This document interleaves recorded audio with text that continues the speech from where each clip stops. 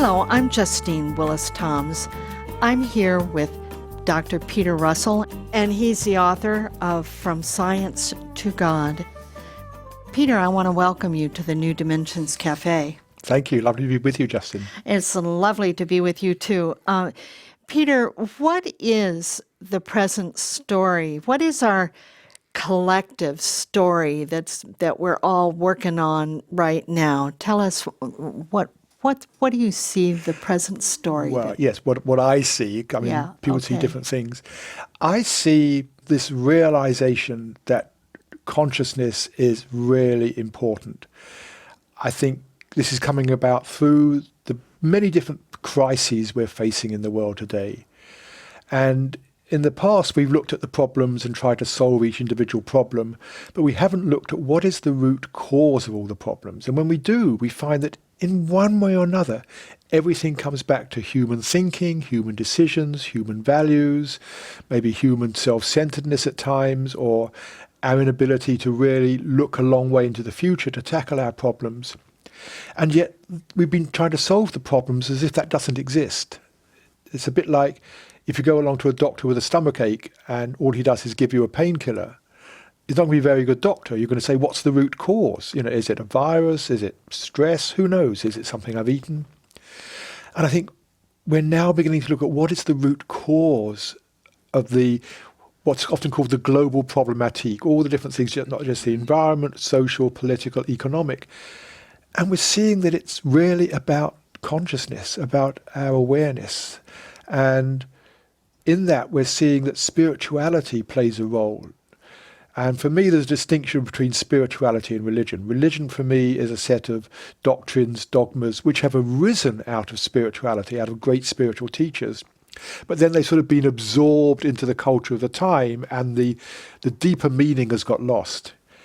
And for me, there's a deep wisdom behind all the spiritual traditions, which says that we have a far greater potential than we realize, but we get caught in materialistic, self-centered thinking because we're continually chasing things in the world, and that this is what is getting in our way, and this just creates more and more problems, more and more suffering in the world. And so by beginning to not only look at what can we do in the world to solve our problems, but looking at what is it in ourselves that lies behind all the problems, I think we're finally beginning to tackle the root cause of what we see going wrong. There's something called an emerging consciousness of being conscious. Some would call it the consciousness crowd. And this emergence of this movement is beyond religious dogmas. I mean, people of all sorts of different religions might be part of it. It's beyond politics, liberals or conservatives or progressives. Mm-hmm. It's beyond genders.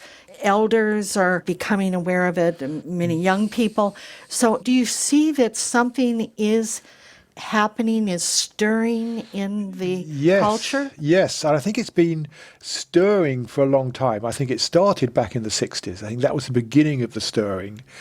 And, it's almost like summarized like peace and love, man. It sounds very sort of, trite and cliched now, but there was an awareness that, if we got in touch with our peace from the inside, if we could be more loving to people, we could change the world. And I think what's gone on since then is I know I was one of these people. I went out to India. I started looking at meditation, Eastern traditions, and then realizing actually there's a lot of wisdom back here in the West. And we did various workshops, and some of us did therapy and things. And gradually we've been peeling away the layers to get down to what is the essence of spirituality. And as we've done that, I think several things have happened. One, we've realized it's a lot easier than we used to think. But also the numbers have grown exponentially. When I started in this, there were just probably about 20, 30 books. There was just one shelf in my local bookstore in Cambridge. Now you get large bookstores dedicated to this. And this is all people who've done their own research. They've read things, they've written their own books, they've made their own videos, they've created their own websites. So the numbers have expanded. I mean, now there's something like nearly 30 million people in the USA practicing yoga. 50 years ago, it was some weird thing of lying on beds of nails. That's the way it was seen. And now it's mainstream.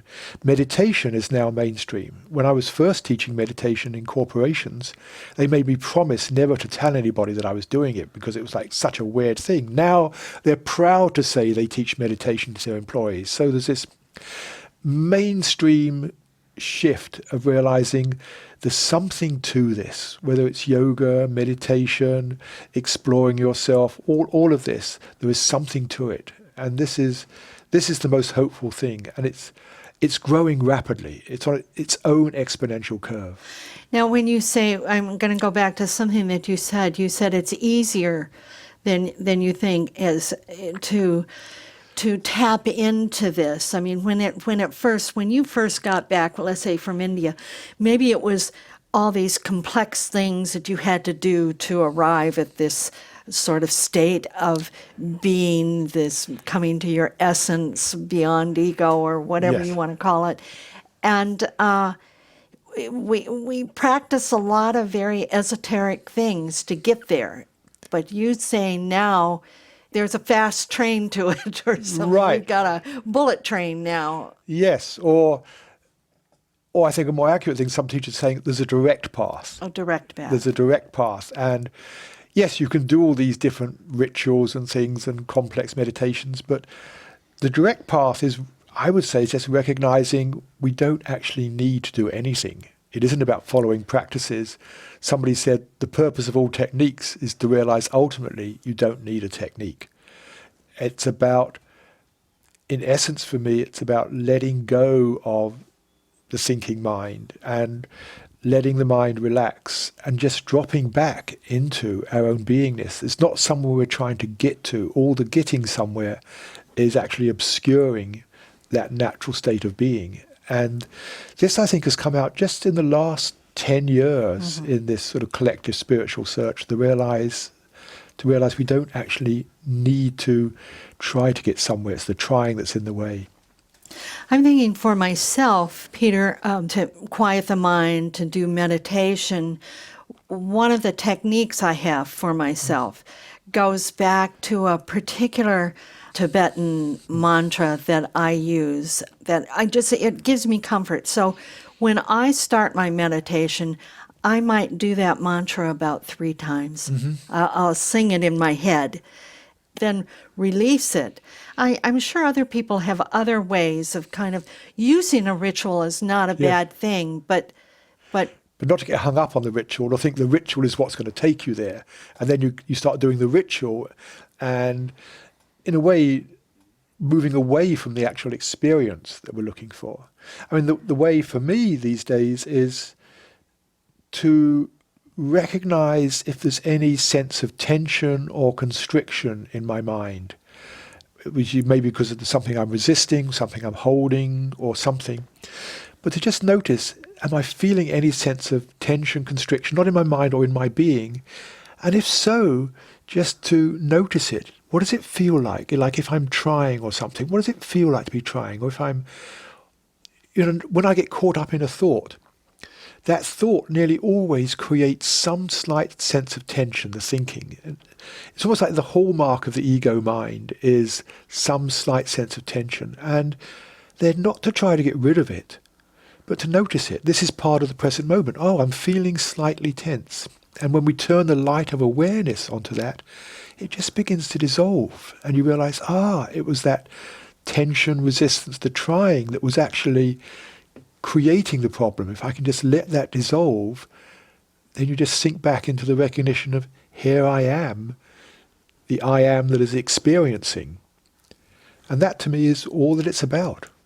Now, Peter, if we want to be in a creative state, a little tension is a good thing. In the world, in our daily life, yes, we need to focus. Attention can be a good thing at times. We're talking about meditation here. And meditation for me is taking time off from the world to reconnect with our own beingness.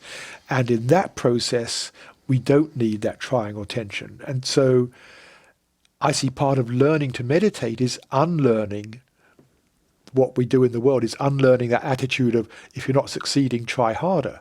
If you do that in meditation, You try harder, you don't get anywhere, you try even harder, and that just tells you how difficult it is to meditate. But if we can just let go of that and just let the mind relax, then we just drop back into stillness quite easily. And if we practice that, then it's easier to kind of drop into it. We can do that in our day while we're driving in some Yes, ways, or yes. sitting at our desks, have a moment. Anytime, yes, you can just pause and just notice where your mind has gone and just step back from it. And even just the noticing of where the mind has gone, you've become present again. When we're caught up in our thinking, we're caught up in the story, whatever we're telling ourselves, whatever we're planning. And just to recognize, I'm planning something again, or I'm telling myself some imaginary story, already we become present to the thinking, and that just lets us step back a bit from it, and then just to say, let me just open to my experience right now. What am I experiencing? How's my body feeling? What's going on? What am I hearing? Because when we're caught up in our thinking, our attention is in there. It's in that reality of what we're thinking about. We don't notice where our bodies are, how our breath is, the sounds of the birds, whatever it is. I'm thinking in these times, one of the big new thing is mindfulness practice, and it's becoming kind of now a solidified sort of dogma in some ways. Do you see Yes, the tendency? yes, We find something really good, and then we kind of crunch it down to something material. Right. I think mindfulness is wonderful. It's such a simple practice, and it's getting closer and closer to that essential just letting go. And I think that's why it's become so popular, and it's respectable. It doesn't have any particular religious baggage to it. I mean, it comes out of Buddhist tradition, but we can present it in a way that's completely neutral. But there is the danger that it becomes something else you do. And it's like it becomes, you have to do it and then you have to focus on the breath or something. And for me, real mindfulness is not about focusing the attention somewhere. It's about just letting the attention open and relax, and you just notice the breath. You notice your body. You notice the sounds. You notice what's going on. You're not trying to get anywhere, but inevitably, because of our cultural training, that little bit of trying creeps in, and that's when it becomes another, I'm going to do my mindfulness practice now. I'm going to be really mindful. Right. And then to say that, then it separates it from the rest of your life in some ways. Yes, it's something you sit down and do for 20 minutes or 15 minutes, as opposed to, we think of practice, I'm going to do my practice now, like a discipline. As you say, practice is, the more you do it, the better it gets, like practicing tennis or skiing or anything else.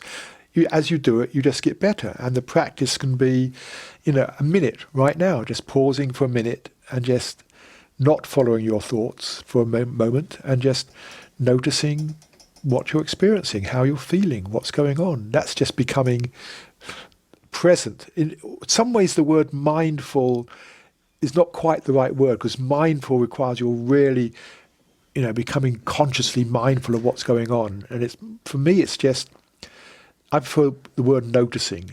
It's just noticing what is, nothing more. Noticing is so much more gentle. Oh, I'm noticing that. It's not like I'm grabbing hold of that, but I notice that. Yes. It's just coming back to the present moment. It's what, Ram Dass said 50 years ago, be here now. He did. That was his realization, his culmination of what he was discovering then. Be here now, not lost in your thought about the past or the future. But that will happen. We get lost in our thoughts about the past and future. We recognize it's happening, come back to our actual experience in the moment, which is always in the present. If we were truly here, present in the now, we would be in an advanced state of Alzheimer's. I mean, think about it. So it's not quite. It is being present, but it's being present with a certain kind of consciousness. Yes, it's with an open awareness, a full awareness. And this doesn't mean that you don't have any thoughts or anything. It's about being present to your thoughts rather than getting lost in them. So I can have a thought and entertain a thought and be planning to do something when it's necessary, but I'm not losing the present moment. I'm not getting sucked into some story which takes me over because it's exciting or because I need something or whatever it is. I love that. Yes. And I want to mention to our listeners that on your website you have many different essays and blogs, but one in particular that I loved was your 3-minute meditation. So I want to encourage people to check into your website and find those little tidbits that are helpful. Yes, that 3-minute meditation is just a very basic, generic meditation, but you just listen to that for 3 minutes and then just, as you say, practice, which just means putting it into practice, just taking 3 minutes here, 3 minutes there. And you can do it for longer. The idea is it doesn't end with a bell or it starts you off. And if you want to continue for 20 minutes, you can do. There's no ending to that meditation. It's just the starting point. That's what I noticed when I took it. I thought it would kind of end, and then I realized, I've probably been sitting here for 5 or 6 minutes, Yes. But it was so easy. Peter, I just want to thank you so much for being part of the New Dimensions Cafe today.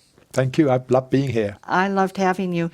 I've been speaking with Dr. Peter Russell, and he's the author of From Science to God. And if you want to know more about his work, you can go to his website, peterrussell.com. And Russell is Russell, peterrussell.com. Or you can get there through the New Dimensions website, newdimensions.org. I'm Justine Willis-Toms, and I want to thank you for joining us on the New Dimensions Cafe, and please do join us again. You've been listening to the New Dimensions Cafe. This series of shorter interviews features many of the remarkable guests also featured on our internationally syndicated 1-hour New Dimensions radio series. To access more than 1,000 hours of programs, to subscribe to our newsletters, or to become a member, please visit us at newdimensions.org.